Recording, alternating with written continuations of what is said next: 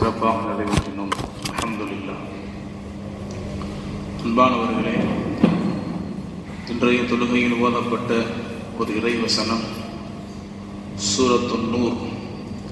யா அய்யுஹல்லதீன ஆமனு லா தத்ஹுலு புயூத்தன் கைர புயூத்திக்கும் ஹத்தா தஸ்தஅனிசு வ துஸல்லிமு அலா அஹ்லிஹா. ஈமான் கொண்ட மக்களே,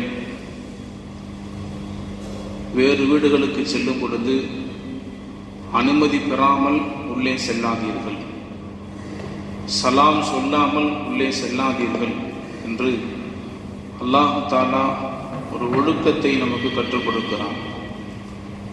கண்ணியத்திற்குரிய இந்த இஸ்லாமிய மார்க்கம் ஒரு இஸ்லாமியன், ஒரு முஸ்லிம், ஒரு முஃமின் எப்படியெல்லாம் வாழ வேண்டும் என்பதை, வாழ்க்கையினுடைய எல்லா ஒழுக்கங்களையும் நம்முடைய மார்க்கம் நமக்கு கற்றுக் கொடுக்கிறது. செருப்பு அணிவதிலிருந்து கழிவறைக்கு செல்லும் வரை, உணவு உண்பதிலிருந்து உடலுறவு கொள்ளும் வரை என்று மனிதனுடைய வாழ்க்கையின் எல்லா அங்கங்களையும் பூர்த்தி செய்யும் வகையில் ஒழுக்கத்தின் விழுமியங்களை அழகாக கற்றுக் கொடுப்பது நம்முடைய சங்கை மிக்க இந்த இஸ்லாமிய மார்க்கம். அந்த வகையில் அடுத்தவர்களின் வீடுகளுக்கு செல்லும் பொழுது நாம் எப்படி செல்ல வேண்டும் என்பதை குர்ஆனுடைய வசனம் நமக்கு கற்றுக் கொடுக்கிறது. அல்லாஹுவை நம்பக்கூடிய முஸ்லிம்களே, முஃமின்களே, கைர புயூத்திக்கும், உங்கள் வீடுகள் அல்லாத மற்றவர்களின் வீடுகளுக்கு நீங்கள் செல்லும் பொழுது அனுமதி கேட்டு சலாம் சொல்லி அனுமதி வந்ததற்கு பிறகு நுழையுங்கள். ஒரு வீட்டுக்கு போகணும், சலாம் சொல்லணும், 3 தடவை சலாம் சொல்லணும். பெருமானா ஸல்லல்லாஹு அலைஹி சொன்னாங்க, அஸ்ஸலாமு அலைக்கும், அஸ்ஸலாமு அலைக்கும், அஸ்ஸலாமு அலைக்கும். நாம் சொல்லக்கூடிய இந்த சலாம் அவர்களை அடைந்து அவர்களிடத்திலிருந்து பதில் வரவில்லை என்று சொன்னால் 3 சலாம் கூட நிப்பாட்டிட்டு திரும்ப வந்துடணும். அவ்வளவுதான்.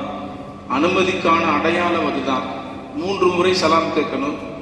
3 முறை சலாம் சொன்ன பிறகும் நம் சலாத்திற்கான பதில் வரவில்லை, நமக்கு அனுமதி வரவில்லை என்று சொன்னால் தொந்தரவு செய்யாமல் இந்த இடத்தை காலி பண்ணிடணும்.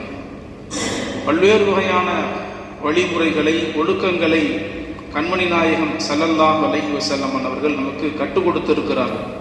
ஒருத்தவங்க வீட்டுக்கு போனா கதவுக்கு நேரம் நிற்கக்கூடாது. சொன்னாங்க, பார்வை உள்ளே சென்று விட்டது என்று சொன்னால் அனுமதி வாங்குவதில் பிரயோஜனம் இல்லை. பார்வை உள்ளே செல்லக்கூடாது என்பதற்காகத்தான் அனுமதி கேட்பதே கடமையாக்கப்பட்டது.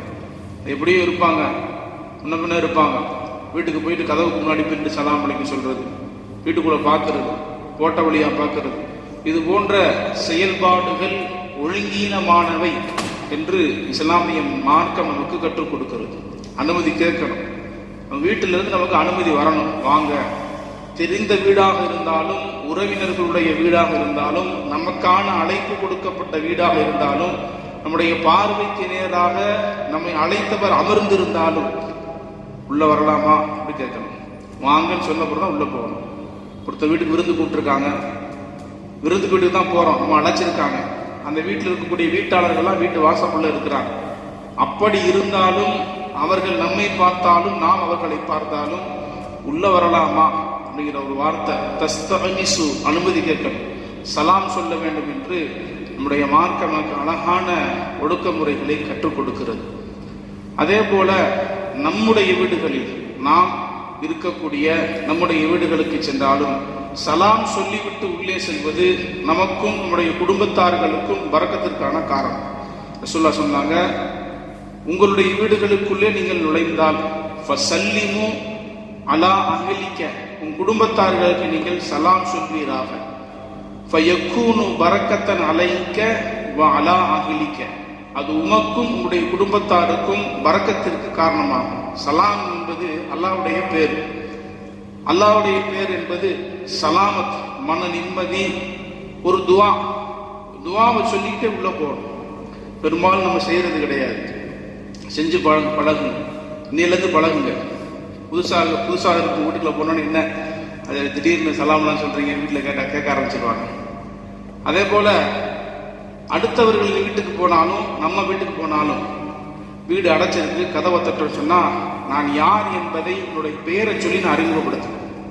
ரசூலுல்லாஹ்வுடைய காலத்துல ஜாஃபர் ரலியல்லாஹு அன்ஹு அவர்கள் இரவு நேரத்தில் கடை வாங்குறதுக்கு ரசூலுல்லாஹ் வீட்டுக்கு வர்றாங்க. கதவை தட்டினாங்க. ரசூலுல்லாஹ் கேட்டாங்க, மண், யார் வந்திருக்கீங்க கேட்டாங்க.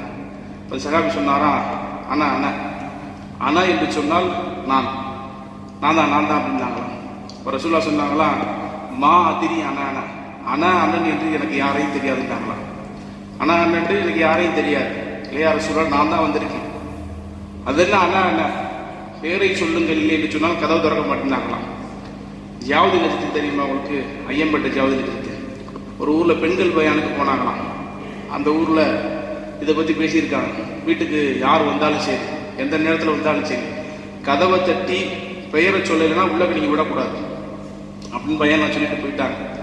அன்னைக்கு நைட்டு 11 மணிக்கு அவர் வீட்டுக்காரர் வந்திருக்காரு. அவருக்கு அன்னைக்குன்னு பார்த்தா உடம்பு சரியில்லை, தொண்டையெல்லாம் கரகரப்பாகி போச்சு. 10-11 மணிக்கு வந்து கதவை தட்டுறாரு. யாரு கேட்டாங்க. நான் தாண்டி. யாரு இல்லைன்னா உள்ள விட மாட்டேன். ஆனால் நான் தாண்டி கதவை திறடினாராம். அதெல்லாம் முடியாது, அதை சொல்லிட்டாங்க. நீங்க யாரும் பேரை சொன்ன வரைக்கும் உள்ள விட மாட்டேன். ஆனால் நான் தாண்டி உங்க வீட்டுக்காரு. யார் வீட்டுக்காரு? பேரை சொல்லுங்க. கடைசி வரைக்கும் சொல்ல மாட்டேன்டாராம். கடைசியில் பேரை சொல்ல போறதா கதவை திறந்தாராம். அதே போல அடுத்தவர்கள் வீட்டுக்கு சென்றாலும் நம்முடைய வீட்டுக்கு சென்றாலும் இரவு நேரங்களில் போனா நாம் யார் என்பதனுடைய தகவலை உள்ளவங்களுக்கு தெரிவிக்கணும். முதல்ல நம்முடைய மனைவியாக இருந்தாலும் நம்முடைய பிள்ளைகளாக இருந்தாலும் வேற குரல்ல பேசி கூட உள்ள வந்துடுவாங்க. அழகான ஒழுக்கத்தினுடைய விளிம்புகளை இந்த இஸ்லாமிய மார்க்கம் நமக்கு கற்றுக் கொடுக்குது. ரசூலுல்லாஹ்ட்ட ஒரு சஹாபி கேட்டாங்க, யார் ரசூலுல்லாஹ், என் தாயாருடைய வீட்டுக்குள் நான் செல்வதாக இருந்தாலும் அனுமதி கேட்கணுமா அப்படின்னு கேட்டாங்க.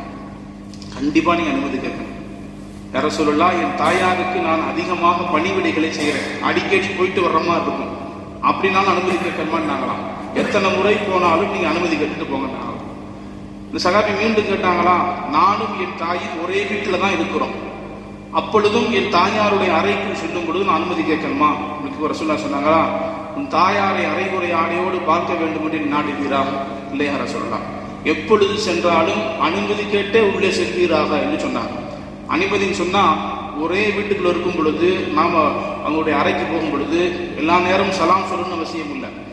நாம வருவோம் என்பதை ஒரு கணைப்பின் மூலமாக தெரிவிச்சுக்கலாம் என்று செய்வதை போல, மையம் உள்ளக்கு வர்றான் அப்படிங்கிற தகவல் தெரிஞ்சுன்னா அவங்க சரியா இருந்துக்குருவாங்க.